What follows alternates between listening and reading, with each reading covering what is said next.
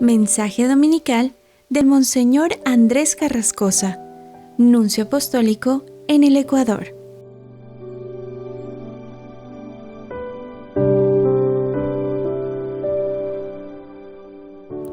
Queridos hermanos, feliz domingo.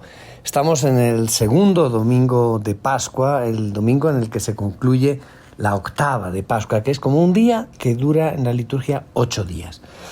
El Evangelio que leemos es el capítulo 20 de San Juan, de los versículos 19 al 31, y comienza diciendo que al anochecer de aquel día, del primer día de la semana, los discípulos estaban reunidos. Y después dirá a mitad de este Evangelio que 8 días más tarde los discípulos se encontraban de nuevo reunidos en la misma casa. Esta página del Evangelio nos relata 2 manifestaciones de Jesús resucitado con un intervalo de 8 días. Y espontáneamente nosotros tenemos tendencia a concentrar nuestra atención en la segunda vez, es la aparición a Tomás, porque nosotros nos identificamos muchas veces con este hombre, porque encontramos muy práctico tener a la mano a alguien que duda, a alguien a quien le cuesta creer, y encontramos en él como una especie de justificación de nuestras propias faltas de fe. Pero esta connivencia con Tomás no nos debe impedir leer el texto entero. Y notemos que Jesús está vivo, se manifiesta, y no es casualidad, el domingo, el primer día de la semana. Nosotros sabemos muy bien que después los primeros cristianos se van a ir reuniendo no todos los días al principio, sino sobre todo el día del Señor. Se juntaban. Y es ahí cuando el resucitado se hace presente. Porque, miren, nuestra fe no podemos pensarla como una cuestión solamente personal, individual, porque constatamos que la presencia de Cristo resucitado la experimentamos, la sentimos sobre todo cuando estamos reunidos en una comunidad, estamos juntos, reunidos en iglesia. Pues bien, dice que los discípulos se hallaban con las puertas de la casa cerradas por miedo a los judíos. Y entonces Jesús se presentó en medio de ellos y les dijo: la paz esté con ustedes. Se presentó en medio de ellos. En el momento en que San Juan está escribiendo esto, es todavía el tiempo del miedo, de la persecución. Los discípulos de Jesús estaban acostumbrados a reunirse unas veces en casa de uno, otras veces en casa de otro, se acogían, se contaban, porque también había defecciones, había gente que abandonaba la fe y el grupo, y tenían miedo, y cerraban las puertas por miedo. Pero he aquí que cada domingo se renueva ese signo del cenáculo, de ese primer domingo. Misteriosamente como que Cristo entra en esa reunión de los suyos, en ese lugar donde ellos estaban. Pero eso luego va pasando en Éfeso, en Corinto, en Jerusalén, en Roma, en cualquier lugar del planeta. Sí, cada domingo es Pascua. Como dice una canción litúrgica francesa, tú, Señor, estás allí en el corazón de nuestras vidas y eres tú el que nos hace vivir, porque nosotros creemos sin haberle visto. Pues bien, también nosotros hoy estamos tentados de encerrar nuestras puertas por miedo. Cuando sopla el Espíritu Santo, deben caer los muros de nuestras prisiones. Tenemos que abrir las puertas a ese Cristo resucitado. Pero antes de continuar en esta reflexión del Evangelio, propongo que cada uno se pregunte cuál es la situación sin salida, cuál es la situación de miedo, de qué situación de encierro, de qué situación mortal el Cristo quiere liberarte hoy, quiere resucitarte. Y uno pensará en aquel pecado, o esa prueba de salud que está pasando, o esa dificultad dolorosa y desesperante, o esa otra dificultad familiar o profesional. ¿Cuál es tu lugar donde estás encerrado? Jesús les dijo: la paz esté con ustedes. Y después de estas palabras les mostró las manos y el costado, y los discípulos se llenaron de alegría al ver al Señor. Y Jesús les dijo de nuevo: la paz esté con ustedes.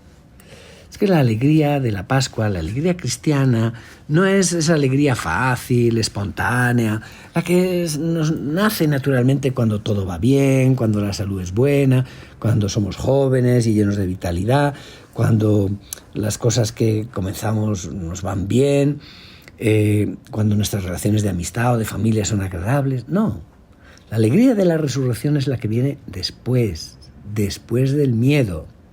Es la alegría y la paz que nacen después de una situación radicalmente desesperada, como la muerte de un crucificado. Tan desesperada que nadie podrá luego quitárnosla. Es la alegría y la paz que vienen de la fe en Jesucristo.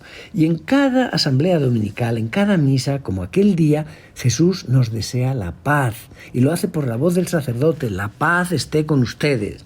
Y después del Concilio Vaticano II se rehabilitó la antigua tradición de darse el beso de paz, el abrazo de paz. Los cristianos somos invitados a darnos un signo de paz unos con otros en nombre de Cristo. Darse la mano, abrazarse, sonreír unos a otros diciéndonos: la paz del Señor esté contigo, la paz de Cristo. Que no es un gesto banal, es ser Cristo para tu vecino. Porque cuando dos o más están unidos en mi nombre, ahí estoy yo en medio de ellos. Y continúa diciendo: como el Padre me envió, yo también les envío a ustedes. Es algo impresionante. Y es Jesús que nos lo dice a mí, a ti. Pobre hombre, pobre mujer, tú, yo, somos Jesús enviado a nuestros hermanos. Exactamente como Él fue enviado por el Padre. Y no pasemos demasiado deprisa sobre estas palabras.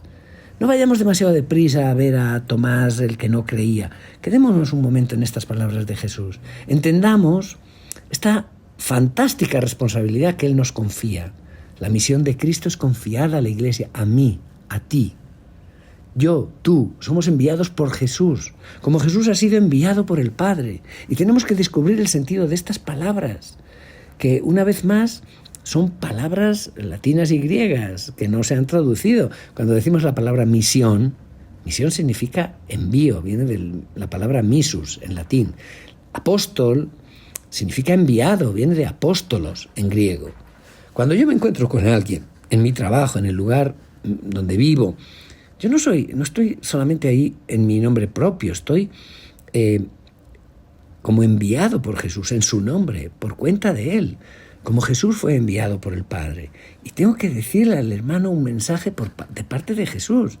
Es Él que te dice lo que yo te voy a decir, que Él está vivo en mí, que yo le presto mis labios y mi cuerpo junto a ti para revelarte el amor del Padre. Y cuando dijo esto, sopló sobre ellos y les dijo: reciban el Espíritu Santo. Es el don del Espíritu, es la nueva creación, es el Espíritu de Jesús transmitido a sus discípulos. Jesús ha muerto, pero ha subido al Padre, y los cristianos tenemos que seguir su obra. Tenemos que ser portadores de ese soplo vital, de su Espíritu. Nosotros vamos a seguir su obra. Ustedes son el cuerpo de Cristo, ustedes son el templo del Espíritu, dirá San Pablo. Y San Juan nos muestra a Jesús que vuelve a hacer el gesto de Dios creador en el Génesis. Veni creator spiritus, ven Espíritu creador. Para San Juan, la tarde de Pascua, el Señor entrega el Espíritu. Lo esencial de la actividad de Jesús después de su victoria sobre la muerte es el don del Espíritu que ha resucitado a Jesús de entre los muertos. Y en el credo decimos que creo en el Espíritu, que es Señor y que es dador de vida, da la vida.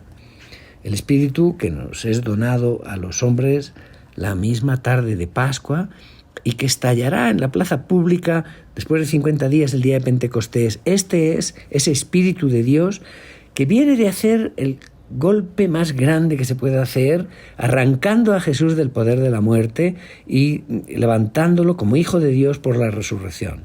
Como dice Pablo en la carta a los Romanos, por su resurrección, Él ha sido establecido Hijo de Dios según el Espíritu Santo. Y entonces el Señor les dice: a quienes les perdonen los pecados les quedan perdonados, y a los que no se los perdonen les quedarán sin perdonar. Atar y desatar, perdonar y mantener los pecados. Es un lenguaje que es una fórmula de la gramática en arameo. se emplea dos palabras contrarias para afirmar con mayor fuerza una realidad y poner el acento en la palabra en positivo. Así, al darle su espíritu, Jesús le da a sus discípulos el poder de desatar al hombre de su mal. Porque aquí en la tierra son portadores de la misericordia de Dios, como lo era Jesús. Los cristianos han recibido la misión misma que Jesús había dicho que era la suya cuando habló en la sinagoga de Nazaret al comienzo de su ministerio. En Lucas 4, el Espíritu del Señor está sobre mí, porque me ha consagrado y me ha enviado a llevar la buena noticia a los pobres, a anunciar un año de gracia de la parte del Señor, a liberar a los cautivos. Y cada uno de nosotros tenemos que preguntarnos, ¿será que yo soy portador de ese espíritu liberador, de ese espíritu que da la vida, de ese espíritu que ama y perdona en el nombre de Jesús? Porque el perdón es una gracia de Pascua. Ahora bien, Tomás, uno de los 12, a quien llamaban el gemelo, no estaba con ellos cuando vino Jesús. Y los otros discípulos le contaron lo que había pasado. Pero él les contestó, si yo no veo en sus manos la señal de los clavos, si no meto mi dedo en los agujeros de los clavos, no meto mi mano en su costado, no creeré. Jesús, resucitado, parece que tuviera humor todavía, porque deja que Tomás tenga razón aparentemente durante una semana. Yo me imagino a Jesús sonriendo, que se dirige a Tomás, como diciéndole, pero mi pobre amigo, tú que me creías muerto y ausente, cuando les decías a tus hermanos tu increencia, pero si yo estaba allí, y era invisible, pero yo asistía a vuestra conversación. Y sin embargo no he querido mostrarme a ti durante esta semana hasta este momento. Y esa es la paciencia de Dios, porque para Dios todo tiene su tiempo. Y ahí Tomás se derrumba y dice, Señor mío y Dios mío. Es el grito de fe de un hombre para quien el tocar ya se le hace inútil. Ha comprendido que Jesús, incluso siendo invisible, estaba ahí, que estaba presente incluso en la hora de su duda, como está presente en la hora de la duda tuya y mía. Pero Jesús termina diciéndoles, ¿tú crees porque me has visto? Dichosos, bienaventurados los que creen sin haber visto. Y esta es la bienaventuranza, la última que Jesús pronuncia. Y es la bienaventuranza tuya y mía, porque creemos sin haber visto. Y que las realidades las más sublimes de Dios no pueden verse. La fe, y solo la fe, nos introduce en ellas. Y ahí está la verdadera alegría, la verdadera bienaventuranza. Queridos hermanos, que tengan un feliz segundo domingo de Pascua y que Dios les bendiga.